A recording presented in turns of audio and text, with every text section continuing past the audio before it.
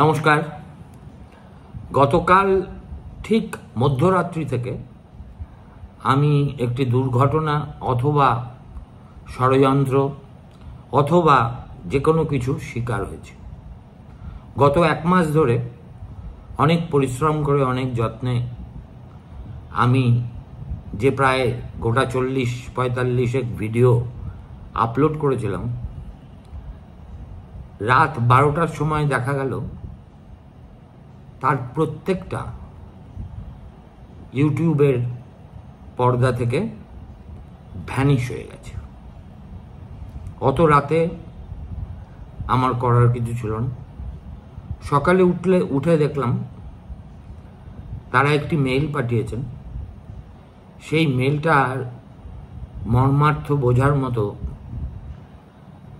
কারিগরি দক্ষতা আমার নেই, আর আমি বৃথা সেই চেষ্টা করিনি।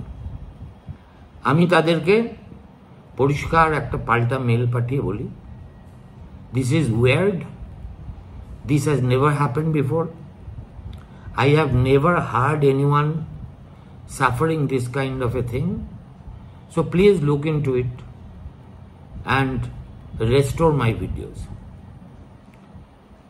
প্রায় 10-11 ঘন্টা পর তো বটেই, 10-11 না, এই আজ সন্ধ্যাবেলা নাগাদ একটা জবাব পেলাম যে আপনি দয়া করে গত এক মাসে যে ভিডিওগুলো আপলোড করেছিলেন তার টাইটেলগুলো পাঠান। এ তো কেলেঙ্কারি। এরপরে না বলে বসে আপনার আধার কার্ডের নাম্বার পাঠান, কি পাঠান না পাঠান, হেন কিছু নেই যার বলতে পারে না। ফলত আমি একটা জিনিস দেখলাম যে তারা এমন একটা তুচ্ছ ইস্যুকে সামনে এনেছে, সেটা হলো ডেসক্রিপশন। আমার ভিডিওতে ডেসক্রিপশন নাকি কিছু একটা গলদ আছে। আচ্ছা, গলদ থাকতে পারে, ইউটিউব আমাকে তো জানাতে পারে যে আপনার ডেসক্রিপশনগুলো অ্যাকর্ডিং টু আওয়ার নর্মস হচ্ছে না, আপনি এইভাবে করুন বা অন্যভাবে করুন। I should be served at least some notice, some warning before you take an unilateral decision to simply withdraw all the videos over the last 1 month, which was a very crucial 1 month because there were elections in this country. And I was trying to cover many aspects of that election, and I am entitled to preserve whatever I upload on YouTube channel. Some people have suggested this could be the handiwork of some political party who are inimical towards you. Some have floated conspiracy theories. I am not one of those to immediately fall for such booby traps, because I do not have any evidence to prove it. Therefore, what I have decided is to re-upload them one by one and again put them back on the list.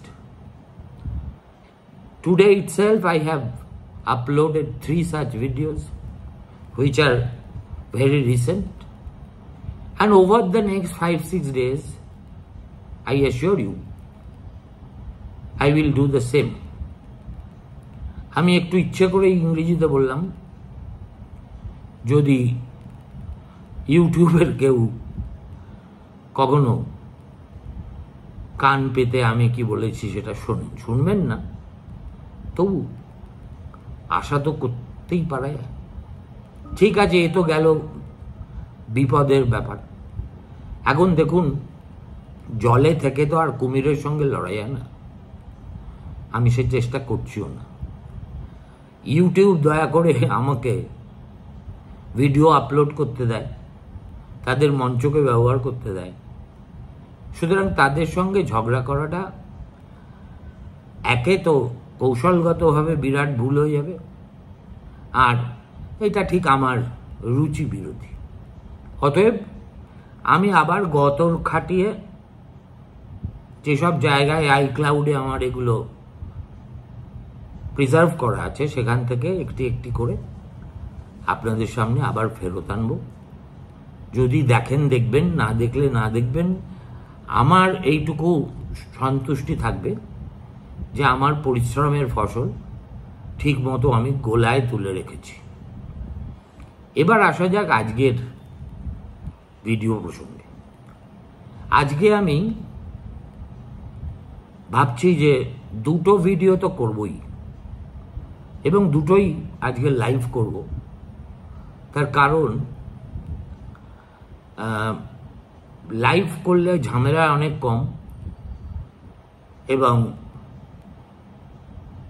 আমার পক্ষে একটু আজকে সারাটা দিন I have lived with a very bitter taste in my mouth, and hence I have decided to go live at 8 আর তারপরে আবার যথারীতি রাত্রি 9টায়। প্রথম ভিডিওটিতে আমি প্রিয়াঙ্কা গান্ধীর সংসদে প্রবেশ নিয়ে দু চার কথা বলবো, আর রাত্রি 9টায় বলবো বাঘ সহজে তার ডোরা বদলায় না। কে বাঘ, কি ব্যাপার, কিসের ডোরা, এইটুকু রহস্য থেকে যাক। দেখা হবে রাত্রি 8টায়। অবশ্যই দেখবেন, এবং যদি কোনো উপায়ে আমার খাটনি বাঁচিয়ে এই আমার অপহৃত সম্পদ যথাস্থানে ফিরিয়ে আনা যায়, এই ব্যাপারে সাহায্য করতে পারেন, তাহলে একটু জানাবেন। ভালো থাকবেন, দেখা হবে রাত্রি 8টায়।